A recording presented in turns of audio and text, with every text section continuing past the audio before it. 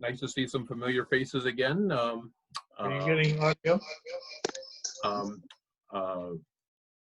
Want to make sure that everybody goes on mute. So if you would do that. If I haven't had a chance to make your acquaintance, I'm Mark Schmidt. I'm the Executive Director of the Museums on the Green. Thank you for joining me again tonight. This is part of our Safer at Home series, our virtual talks, and these are brought to you by Cape Cod 5, as well as First Citizens Federal Credit Union and Martha's Vineyard Savings. I want to thank them for making these possible. I also want to thank Eight Cousins Bookseller for having books available. Please note that our programs are recorded, so please make a note of that. If you have a question for the author, at the bottom of your screen you'll notice there's a chat feature. So please type your questions in. At the end of the talk, we'll ask the questions. If you're not currently a member of the Museums on the Green, we'd love to have you. You can go on to our website, museumsonthegreen.org, and join. And it gives me great pleasure to introduce someone who I'm thrilled is a fellow Illinoisan, and he clearly came east and made good, unlike other Illinois people you may know. David Priess has a resume that I just am dazzled by.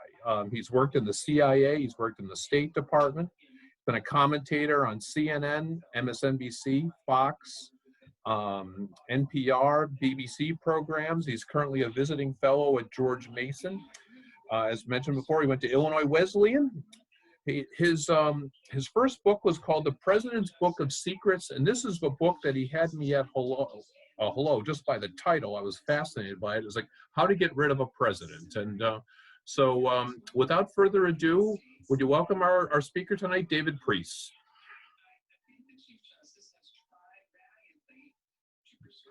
David got on mute. Now I'm unmuted.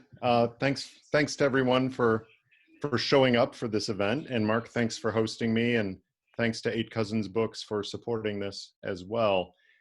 Normally, this would be a much more warm, personal kind of discussion that we would have in a room. But unfortunately, this technology doesn't allow it the same way.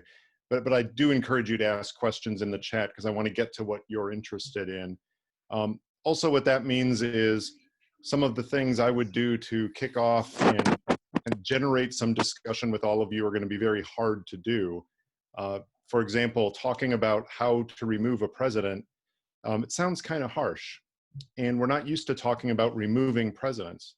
So often I will ask, how many US presidents have actually been removed? And sometimes we'll scratch our heads and think about it and try to come up with an answer. But the answer is actually deceptively simple. We've removed all but one of our presidents because we've had 44 men, and yes, they've all been men to this point, serve in 45 different presidencies. Grover Cleveland gets confusing because he actually served twice non-successive. That's the last time I'll mention Grover Cleveland tonight. But we think about the presidency as just a functioning thing somebody does and then they move on, but it didn't necessarily have to be so. In fact, when the founders sat down to write the Constitution, they had some fundamental questions to answer about the presidency itself. One was, would you have a president or would you have a council serving to serve the executive function? And they settled on one. Can you imagine how bad decision-making would be if there had to be a council agreeing on everything just on the presidential side? They also had to decide how long the president would serve. And there were some voices who thought the president should serve for life. And that made sense to some of them because the man they had in mind for the office was George Washington. And most people agreed he would not be a bad choice for life. The problem with all lifetime posts is, what if you get somebody who isn't that good? So wisely, they decided that they should have a term. And they discussed everything from 12 years down to a much shorter term, and settled in on the 4 years that we are very comfortable with now. But that still didn't answer the fundamental question, which is, what do you do when you have a president and you really aren't that into them anymore? So they had to come up with a means for removing a president. And I'm going to talk about that process that they developed for removing a president. But I'm going to widen the definition here. And I'm going to talk about ways of removing a president that go beyond the formal language of the Constitution, but all of the ways that presidents have left office by fair means or by foul means. Why is this important? Because we elect presidents and we pay an immense amount of attention every 4 years, and sometimes more often than that, to electing a president. But the real mystery of America, the real secret sauce to our longevity, is the fact that we've been able to get rid of presidents without having a society-rendering civil war every time. And that is the experience of many countries around the world. At CIA, I used to study some of them who could not envisage a change of leadership without having violence every time it happened. Thankfully, we're not there. We found ways of moving from one leader to the next without ripping our society and our country apart. So it's important to learn the lessons of the past. If you're somebody who likes any given president, it's good to know the history of how people have tried to remove presidents so you can prevent that from happening to your person who's in the Oval Office.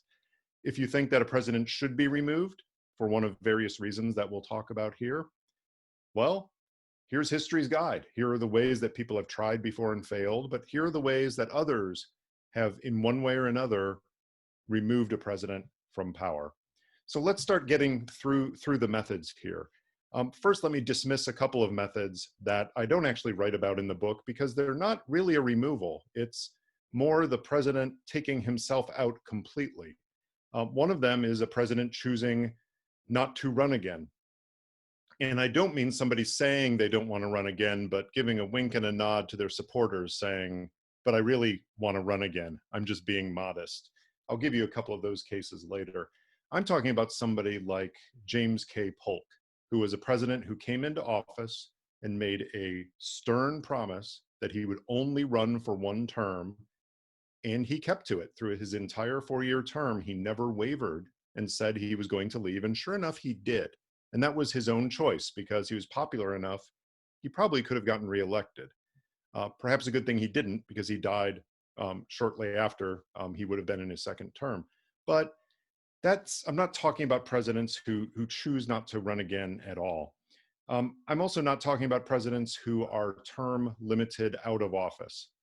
And that's something that's only existed for the last 70 years or so, since we have an amendment to the Constitution saying people cannot serve longer than 2 elected terms, or I believe 10 years total. That's different. I'm talking about all the cases where presidents have left office when they kind of wanted to stay in, or the times when people tried to remove them and failed for various reasons. So let's start making our way through these various methods. And I'll give an example or two of each, hopefully teeing up raw material for questions. The first way a president can be removed, it really is the simplest one. And it's the one that the founders themselves had in mind, which is we look at the president that we have and we say, you're fired. We don't want you anymore. And we do that through an election. Every 4 years, we have a presidential election. Even in wartime, the Civil War, World War II, we've had elections. And we can decide to throw the bum out if we don't like the president. This has happened 10 times in our nation's history, where we've had presidents who wanted a second term, who were on the ticket of their party to be president again, and the voters said, no, thank you, we'll take the other one. The reason that this needs to be reminded is because it hasn't happened much lately. We have had a historical rarity of 3 successive 2-term presidents. Barack Obama, before him, George W. Bush, before him, Bill Clinton. This is only the 2nd time in history that this has happened. The other being right at the beginning of the Republic, when you had, of course, George Washington and John Adams, but right after that, you had Thomas Jefferson, James Madison, and James Monroe all serving 2 full terms. And that didn't happen again until recently. That means 1992 was the last time we had a president, George H.W. Bush, who ran for re-election and was denied the chance to stay president. But this used to happen a whole lot more often. And some of the stories in my book are about cases where presidents ran for re-election and didn't make it.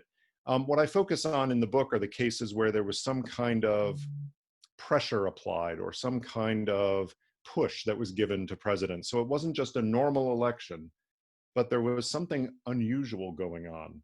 And the case I like to talk about the most is that of President Taft in 1912. Because President Taft never wanted to be president at all. His dream was to be Chief Justice of the United States and serve on the Supreme Court. But his mentor, a man named Theodore Roosevelt, was looking ahead at his post-presidency, and he wanted someone to succeed him that he thought would follow his example, who would execute his policies after he stepped down in 1909. And so he pushed Taft forward. Taft didn't want it, but somebody else did, and that was Nelly Taft. She really wanted to be First Lady, and she convinced Taft that he should indeed run. And he did, and he won in 1909, and then he served a 4-year term.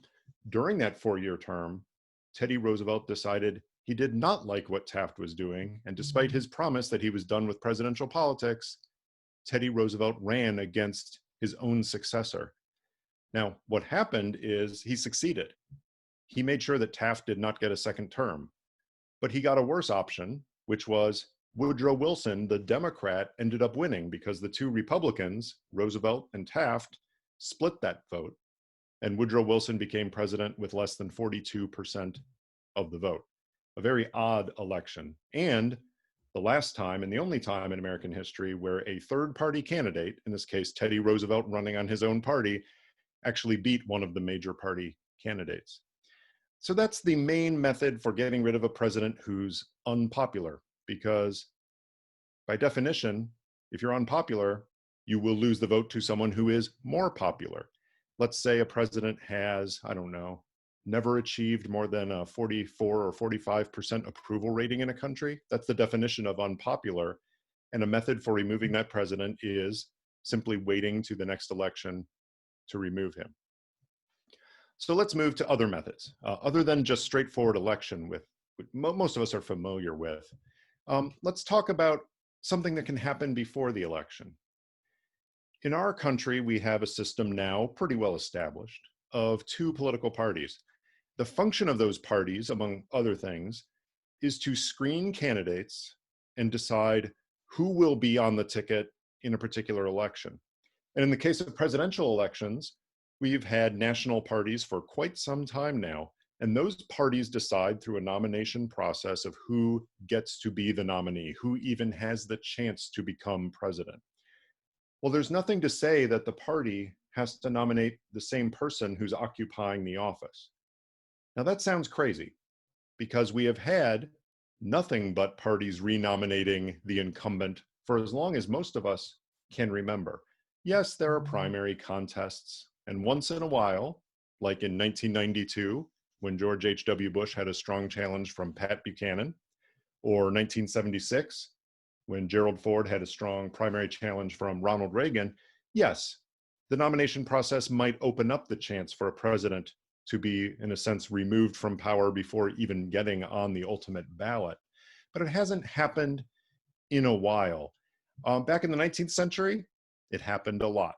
There were many parties in different presidential elections who looked at their own candidates, who even ran for primaries, and they said, we don't want you anymore. In some cases, we don't really care who else is running, as long as it's not you. Basically a vote of no confidence from your own party. Some of the mystery is why that's not happening now. If there's a very weak candidate going into an election, wouldn't the party be better off nominating somebody else? But it is a method that remains. Perhaps the best case of this is somebody that I didn't really know much about before I started researching this book, for good reason, because he was objectively a bad president. And this is a man named John Tyler. John Tyler had come into the office because he was vice president, and William Harrison died. And John Tyler had almost 4 years in office, and he squandered it.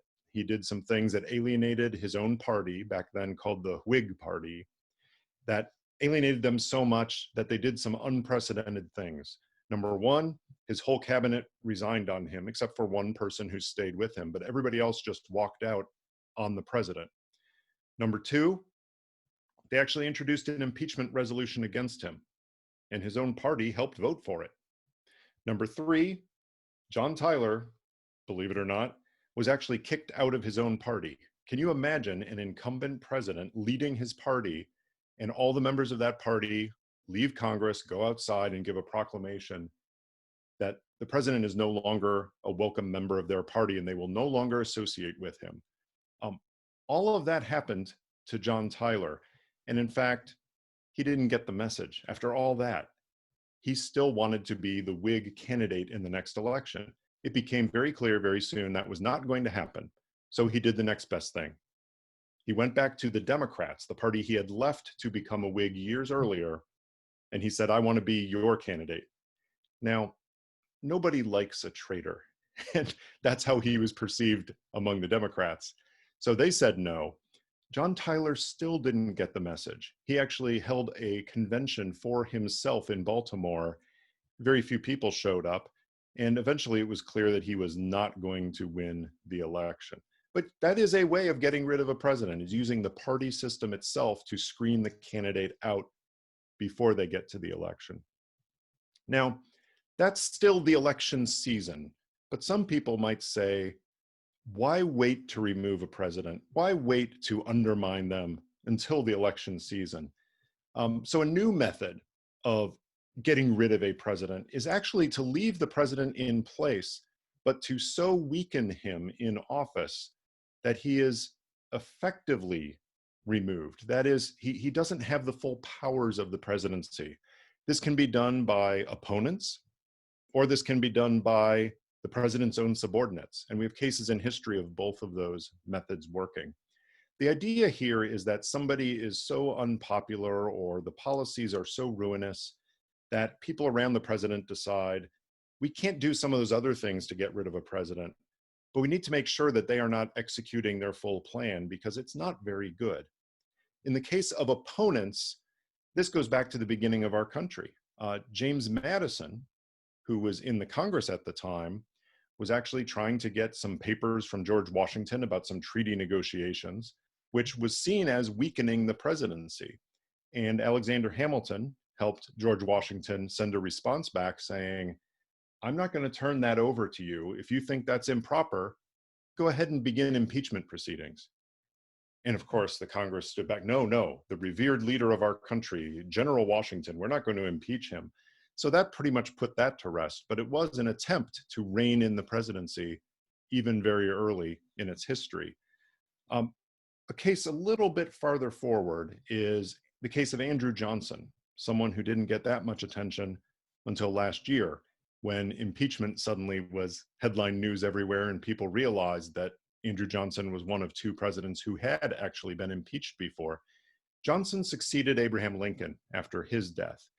And Johnson almost immediately started doing things that no one could have imagined Lincoln doing and unraveling some of the progress that had been made by a very long and bloody civil war. He started vetoing legislation. He started telling Congress to stuff itself. He started giving for the time, very aggressive speeches against Congress. And Congress started pushing back because Congress was very much in the control of the Republican Party. And although Andrew Johnson had agreed to run with Abraham Lincoln, he was a Democrat. Eventually, it got to the point where Congress passed a law called the Tenure of Office Act, which said that Johnson could not even fire certain cabinet officials without approval of Congress. It was one of many shackles that they tried to put on Johnson. Some of them, including the Tenure of Office Act, were clearly unconstitutional. And many years later, that act was ruled unconstitutional, but not before Johnson violated it by firing a cabinet official that he was not allowed to do, giving Congress the excuse to impeach him. And they did, essentially indicting him for high crimes and misdemeanors. Now, you all know Andrew Johnson was not removed from office after his impeachment, but he was chastised. He, at least, took impeachment as a stern rebuke. And I'm not going to tell you that Andrew Johnson was ever a good president, but he was a less bad president after his acquittal from impeachment charges in the Senate. Still didn't come close to winning re-election. He didn't even make it to the convention in terms of getting the nomination to go forward. But clearly something in the pattern of undermining him, of making sure he couldn't do everything he wanted, worked. And it restricted his powers much more so than Lincoln had been restricted. Now, I mentioned that it's not just opponents who do this. Sometimes the president's own subordinates restrict the president's actions. And I'm not talking about the so-called deep state, whatever that is. There's not some secret cabal of lifelong bureaucrats who are undermining the president. I can say that from having worked in various government agencies and by watching it. In fact, the times when this has happened in the past, it has always been the president's own people doing it. One good example, one of the closest president and advisor relationships in modern history, Richard Nixon. He had Henry Kissinger as his right-hand man for national security affairs. And yet there were times, documented very well in the record, when Henry Kissinger simply did things that Nixon had told him not to do, or didn't do things that Nixon had ordered him to do. The most blatant case that came out in my research was when there was a conflict in the Middle East in October of 1973. And Richard Nixon was down in Florida. Watergate was really heating up, and Richard Nixon was not doing well with it. Most research suggests he was starting to drink heavily. He was definitely depressed. And the problem is there's a war going on in the Middle East. And a nasty letter came in from the Soviet leader that demanded some kind of response from the US government. Henry Kissinger, sitting in Washington, gathered a meeting together of top officials, crafted a response to the Soviet leader and sent it in Richard Nixon's name. But he never consulted Richard Nixon about it. He told him about it later. Brent Scowcroft, Kissinger's deputy, later said that he thought Nixon was drunk at the time and probably should not have been consulted anyway. But when you think about it, we didn't elect Henry Kissinger. We elected the president. And when somebody assumes the powers of the presidency upon themselves, they're essentially usurping the will of the voters to a certain level.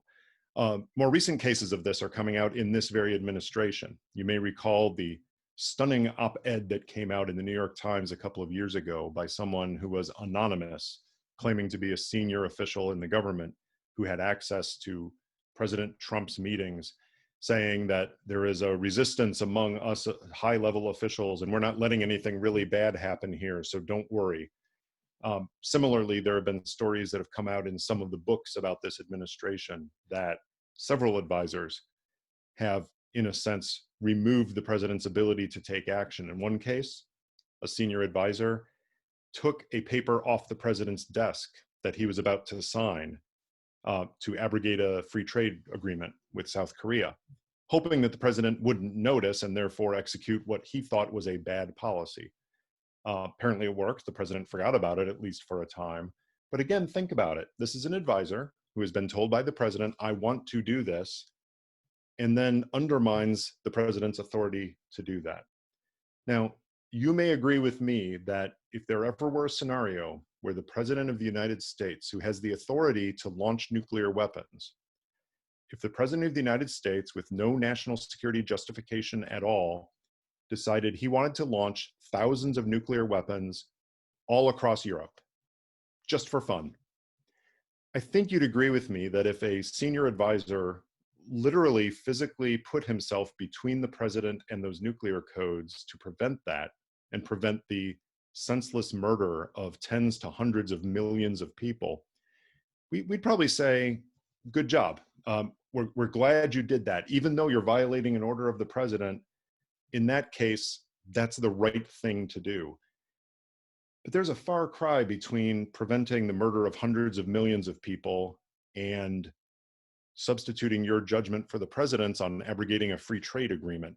Where that line is a really tough ethical issue, but there are many cases in history of a president being, if not removed, at least somewhat removed from the powers of the presidency by people deciding, I know better than the president what he should be doing.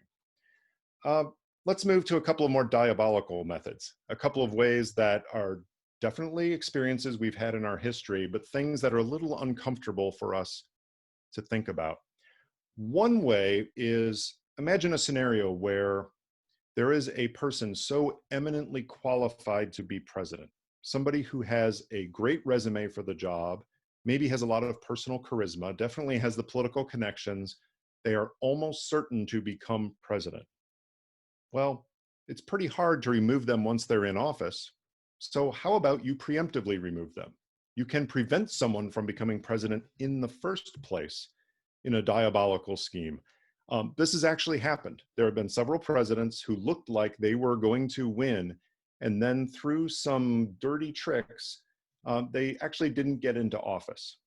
The case I talk about the most in the book is the case of Henry Clay, someone whose name should be much more familiar to Americans than some of our lackluster presidents, because Henry Clay had a stellar resume. He had done just about everything in the US government.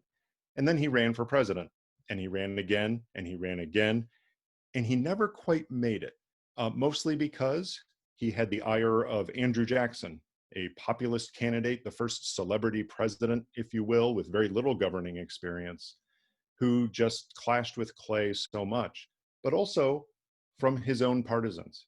Some people saw Clay as so powerful and so well connected, if he got to the presidency, their ambitions would be stifled. So people undermined Clay left and right in these presidential elections, such that he is the best president we never had. Now, you can go a step beyond preemptive removal, and you can actually do something that is violent removal. This is a method that is horrific, and yet it has happened in our history. 4 presidents have left office because somebody killed them. Assassination is not a good way to remove a president. And I'll just leave that as a blanket statement. Why is it that one person should have the right to overrule 300+ million Americans to say not only should this person not be president, but this person should not be alive? It is foreign to our system, and the whole reason we have a constitution and we have all these other political means is to prevent the case of an assassination.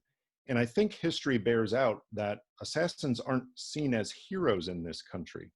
The assassins, people who killed presidents, even those that weren't the ultimately popular president, they're not revered. They're not statues recognizing their greatness.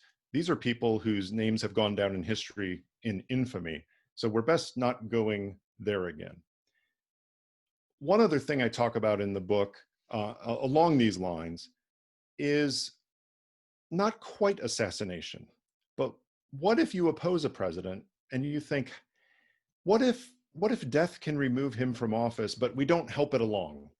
We just want the president to die. That sounds weird, but it actually was the only way that Republicans could remove Franklin Delano Roosevelt from office. He ran for 2 terms, and then the Washington precedent, whereby presidents stepped down after 2 terms, fell apart because FDR ran again and won. And then he ran again and won. And it was only a few months after that election, and about a month after he was inaugurated, that Roosevelt died and finally gave Republicans a light at the end of the tunnel, seeing they might be able to defeat this larger than life figure. Now, this isn't really a policy.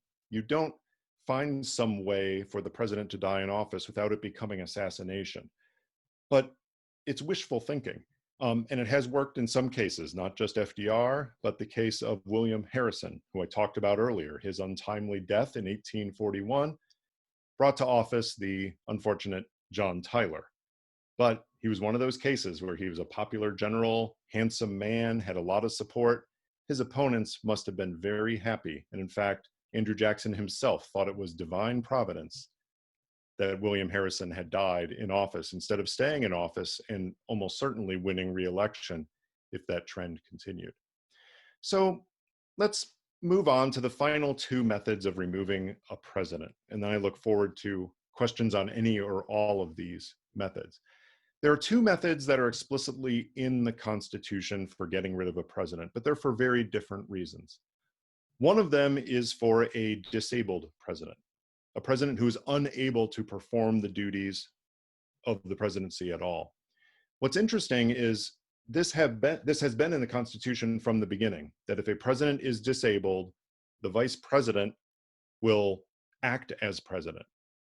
That's actually why the vice presidency was created, because they realized they needed someone to back up the president, and they didn't really have a good option because it would rely on turning to other branches of government to do it.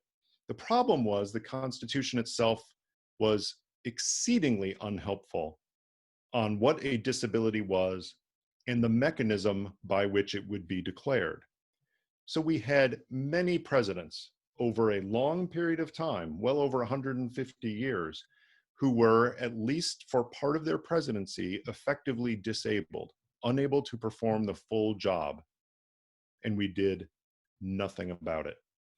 There were some presidents who had surgery and hid it from the American people, and they were effectively disabled for a while.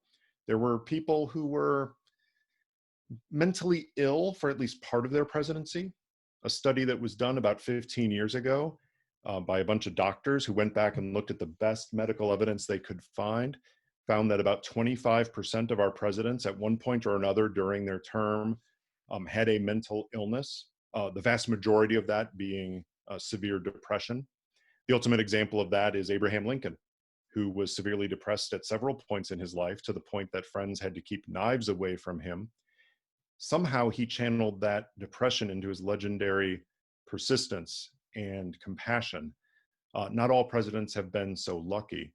The worst case really was probably Woodrow Wilson, who suffered a massive stroke in his second term and was unable to communicate effectively even to close friends for a while, but they kept him upstairs in the White House for months, barely seeing anybody else. He was unable to perform any of the duties, such that the work of the president just stacked up and stacked up. And it was only because his wife, Edith, and his doctor decided to help him along that anything could get signed. Best historical evidence suggests that Edith would grab his hand and make his signature on the document for the things that she thought he would have signed. Of course, nobody elected Edith Wilson. They elected Woodrow Wilson, and clearly the vice president should have assumed the powers and duties of the office. But the vice president didn't want to. He didn't want to be perceived as kicking the sick man out of office when that was what was giving him the will to live. So we had a case where we could not really remove a disabled president until Congress finally passed the 25th Amendment. Two sections that are relevant here: the third section, which allows a president to declare himself disabled. This has actually happened a couple of times. We've had Ronald Reagan do it. We've had George W. Bush do it. When they went into elective surgery that would require anesthesia, they declared themselves disabled in advance and temporarily passed power to the vice presidents, respectively George H.W. Bush as acting president and Dick Cheney a couple of times as acting president. What Cheney did about it, I put in the book, funny story. Cheney, when he was acting president, decided that he didn't decide to invade a country or something like that. No, he sat down with the nice letterhead that said the White House on it, and he wrote a letter to his grandkids saying, "I'm writing this to you as acting president," just a memento for them to remember his acting presidency for a few hours at a time. That's section 3, where the president declares himself unable. Section 4 is the tricky one. That's the one where a president can be declared unable by others. It requires the vice president, along with a majority of the cabinet or some other body that Congress can designate, but right now it's the cabinet, to decide that the president is unable to perform the duties of the office. If they do, they notify the Congress, and the vice president is acting president at that point. Now, what happens if the president disagrees? Well, they thought about that, and they put into section 4 a mechanism by which the president could report to Congress, "I'm actually okay here."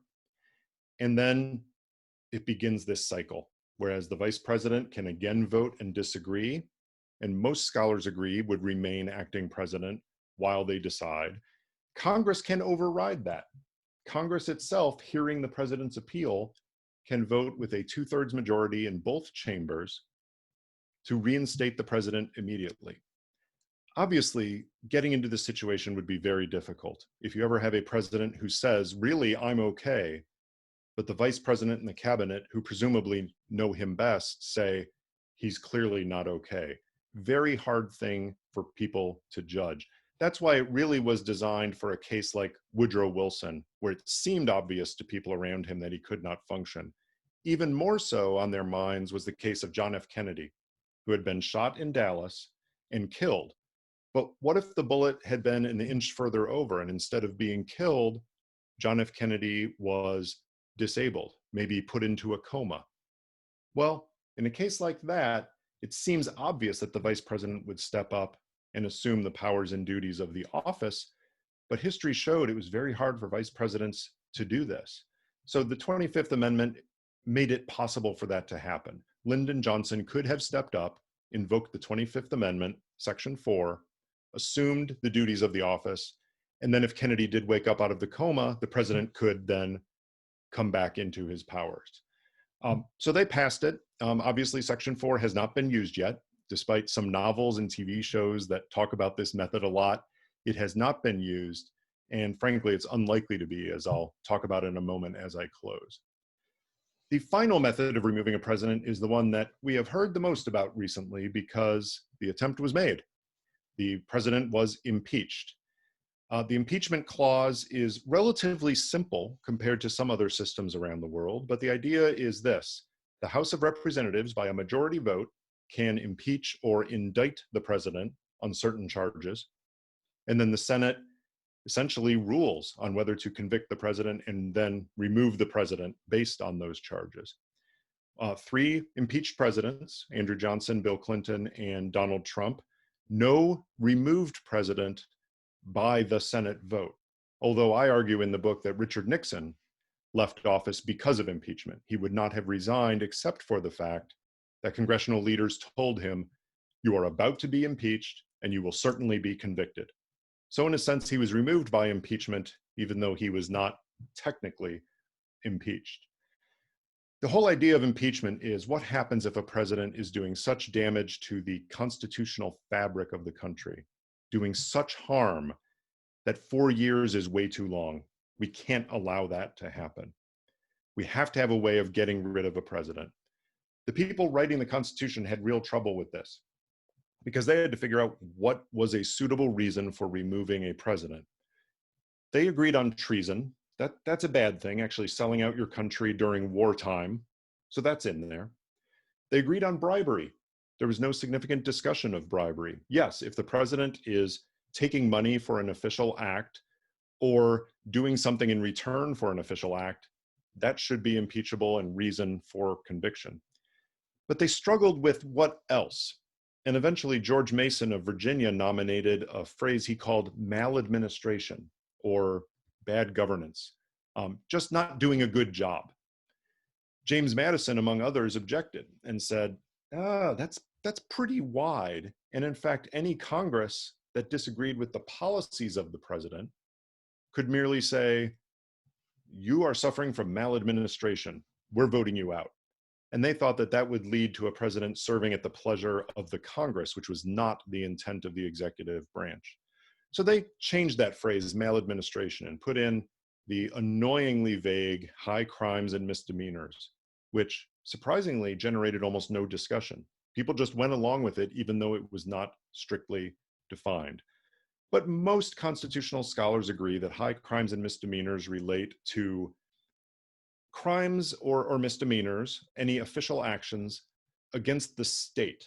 That is not a personal crime like shoplifting, but a high crime or a matter of state. And also it need not be a explicitly criminal act, or else it would just be high crimes. But they allowed something else to be included there. Whether they got it right or not, we can argue about. But the whole idea was we need some way of making sure that a president who is harming the nation irreparably cannot continue to do so for the length of his term. Interestingly, there's nothing in the Constitution that says a president cannot be impeached more than once. A president can be impeached, can be acquitted, and then do something else that demands impeachment and maybe removal upon the second trial. That is certainly possible. So these are all the methods of removing a president that I looked at. Some of them formal removal, like impeachment and removal. Some of them much more subtle and political, like undermining the president and reducing his ability to exercise his authority. The final questions I'll leave you with have to do with when to use each method. If you have an unpopular president, meaning a president who otherwise appears mostly able to do the job and doesn't appear to be irreparably harming the United States, but is just doing things that most people don't like, the dominant method is the next election. You vote the bum out. That's what our system is set up to do. Alternatively, you can also do some things to undermine that president in office so those bad policies don't get enacted, but those do get slippery. If instead you have an unable president, the main method is the 25th Amendment, Section 4. And there's been a lot of talk about that recently, but frankly, it's really hard to imagine a president short of being in a coma being kicked out, at least temporarily, by use of the disability clause. There might be an exception here. I don't know, maybe this is something we can discuss afterward, but if I picture a president who says, for example, right now we don't have a Secretary of Homeland Security. The president just hasn't named one, so a series of acting officials have been in the job. If the president goes on television right now and announces to the world in the White House garden, I have a new nominee for the Secretary of Homeland Security, and it's this pigeon on the White House lawn. And people say, you're joking. And he's like, no, I'm not. I'm serious. This pigeon is the next Secretary of Homeland Security. That might make some people wonder if the president has lost his ability to think rationally. So it might not take a coma to get to a removal of the president for disability, but it would take something very dramatic and extreme, something other than people wondering, is the president completely healthy or not? We've had plenty of unhealthy presidents, some of which did quite a good job during their periods of bad health. So finally, we get to the unfit president. What happens if you have a president, whether popular or not, whether suffering from a disability or not, but somebody who just can't do the job the way it was intended? This is what impeachment is for. But impeachment and removal do require a Congress that has first on their minds the Constitution and the safety of the country itself, something that the founders didn't really question. They were more worried about the Congress impeaching and removing too much. And that's why they put conditions on it for treason, bribery, and high crimes and misdemeanors. They didn't envisage a situation in which Congress, perhaps because they didn't have political parties at the time, when Congress would be at least one branch of it in the same political party as the president, and therefore something which might otherwise be seen as grounds for removal would be voted down. In this case, it gets really tricky and it bounces to the next election. The remedy for an impeachment gone wrong, if you think that has happened, is the next election, because that is when the voters decide and the whole system is set up for the president to leave at that point. So let me close with this, and then Mark, turn it over to you to curate some questions as you see fit. The system is ours. We put a lot of attention on the powers of the presidency and Congress and how unpopular Congress is because they're not doing what we want. But every 2 years with the House, every 6 years with the Senate, every 4 years with the president, we do actually control things. We have the power to tell people, you don't have a job anymore representing us, whether in the executive or the legislative branch. And yet Americans, by and large, don't vote. We have to go back to, I think, 1840s to find a participation rate above 80%. And I think 1876 was a big turnout election too, but it's gone down relatively steadily since then. When you have less than half of Americans turning up to vote in these elections, that points to a bigger problem. The problem isn't just the leaders, the problem is us. We have a system that was hard fought, where we could actually remove leaders that are unpopular, unable, or unfit. And we do that very system a disservice if we don't play our part in it when election time comes. So with that, I'll pause and see what questions you have, and hopefully we'll get some good discussion going. Thank you very much. I'm now worried that I'm going to turn on the 10 o'clock news and there's going to be a pigeon being named to the cabinet. But you made mention about Wilson Mhm. and FDR, and those are probably the two most notable examples of certainly recent times of essentially invalids. That people that were disabled. Understanding that the VP, Wilson's VP, didn't want the job, and understanding that Truman was terrified when FDR passed away. Was Right. there ever a movement by the opposition party, in this case, both the Republican Party, to say that Wilson, FDR, one's in a wheelchair, one's essentially in a coma? Should we do something to remove them, or can we move that forward? Was there ever discussion about that?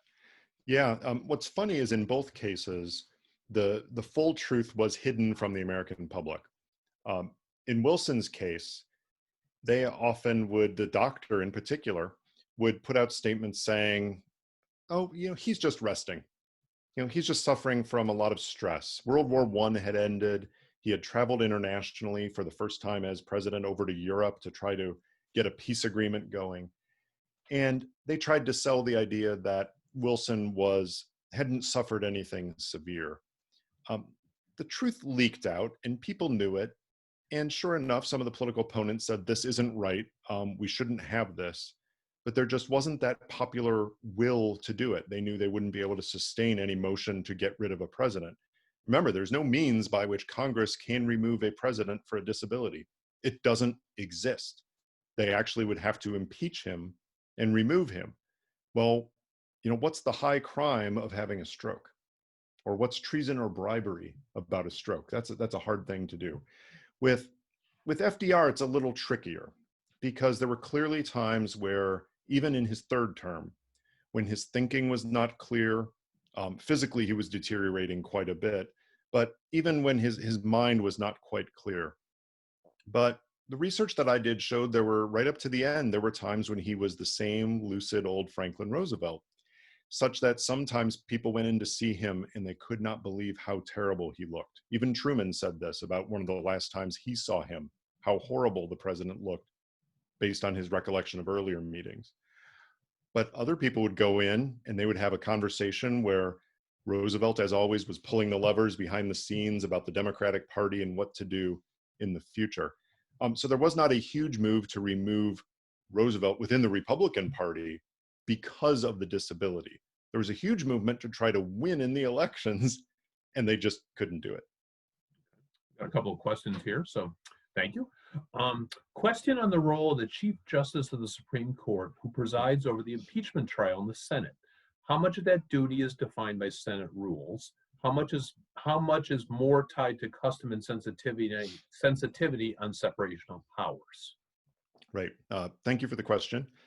Almost nothing in the Chief Justice's role is defined. Senate rules do put some things on it, but more so than the Senate rules, custom, tradition. So you've had impeachment trials before of federal judges, for example, much more than presidents.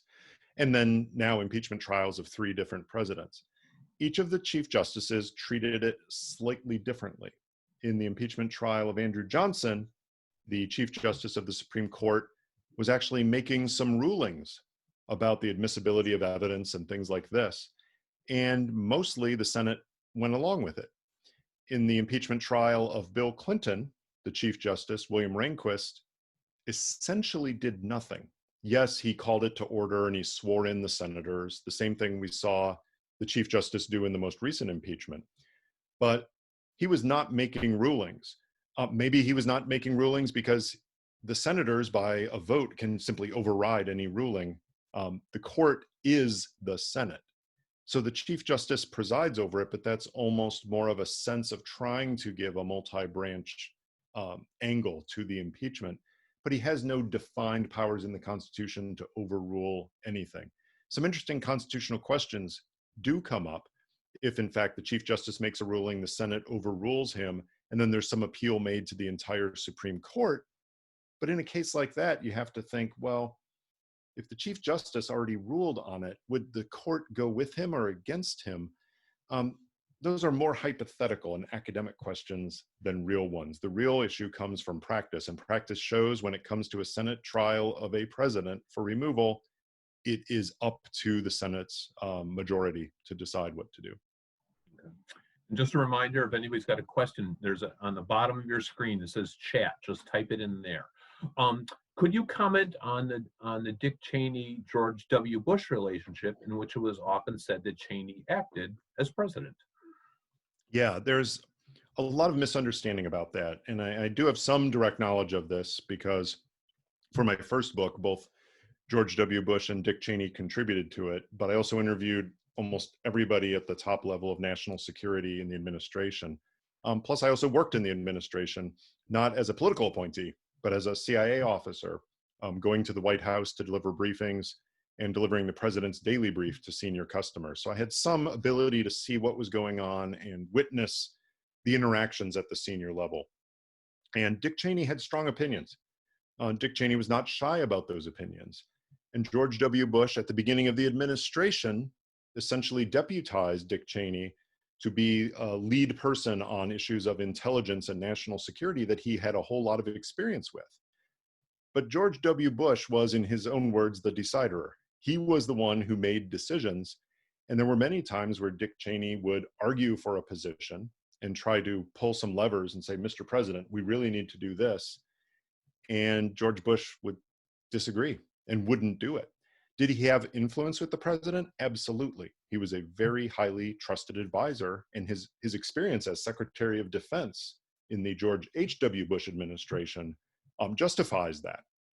But this did not mean that the president did what Dick Cheney wanted. The ultimate case being when the vice president's aide, Scooter Libby, was actually convicted in a case.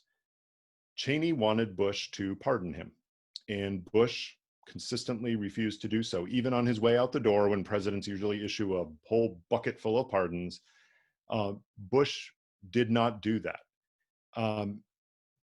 I believe he commuted the sentence, or he may have done something on the way out, but he refused to issue a full pardon, and in fact put a rift between Bush and Cheney.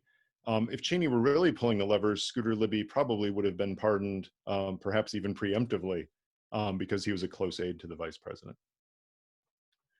We have a couple questions that are essentially the same one. So I'm going to read them both, but it's basically the same question. What would happen if a president lost the election but refused to leave office? And the second part is, has there ever been an instance in which a sitting president resisted leaving office after losing an election? No. Yeah, this is the nightmare scenario, isn't it?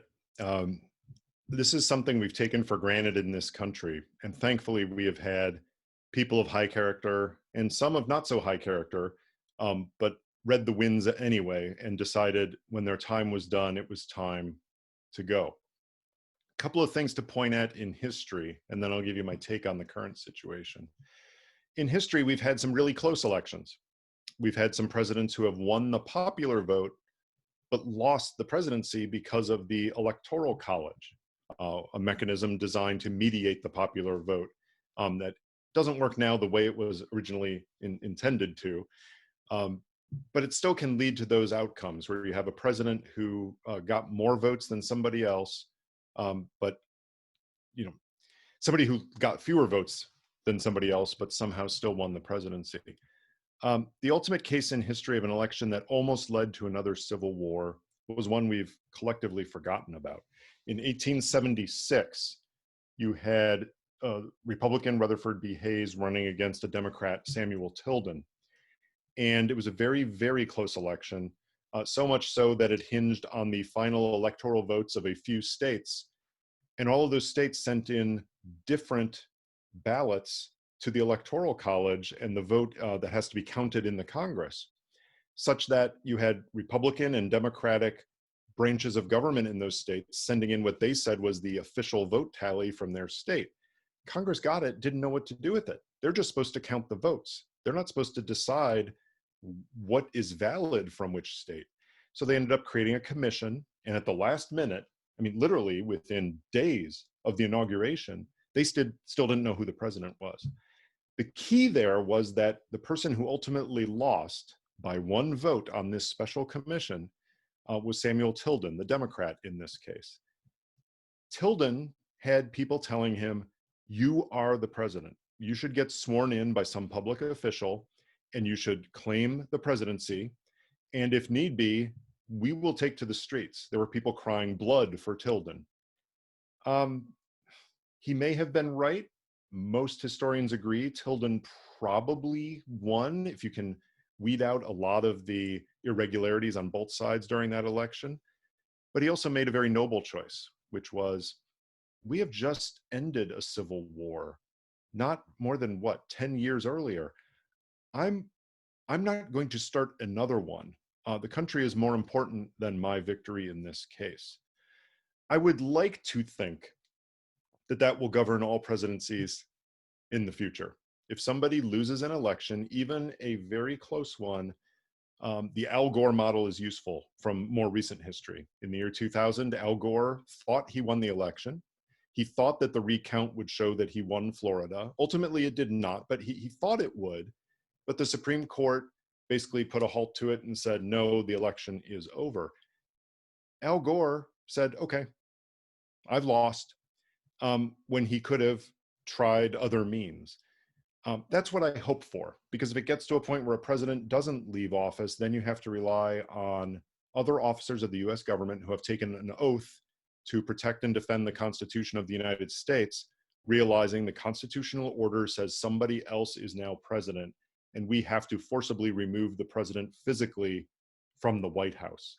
I hope we never get to that point. You're currently a fellow at George Mason. You've taught at Duke. As an educator, what do you think is the state of education in terms of civics? Are our students learning civics properly? And incorporating a question that's also typed in, is it, you mentioned about Americans don't really vote. Is it too easy to vote, too hard to vote? What's to take those, you know, are we learning enough about civics, and is it is it too easy or too hard to vote? Yeah, I'll give short answers to each of these. I think we all could learn more about our country and why it's unique and special. We tend to forget that because we live in it, and we don't realize how our system of government was an experiment. It was invented by some very wise men, it turns out, because it's lasted. We found a way to not just survive, but thrive as a country, despite working our way through this new way of government that's now become the model of the world. That's remarkable. And honestly, most of us don't know that full history. That's part of the reason I wrote this book, was to actually learn that history, because I knew the modern presidents well. I couldn't tell you what John Tyler did or didn't do, but we've learned lessons as a country from each of those experiences. So yes, more civics about the way government works, about the way it's supposed to work, about the foundations of our government would be good for all of us. I think I'll leave that one there. That one's easy. Your second question again? Is it too easy or too hard Yeah. to vote? I mean, Yep. Yeah. Both.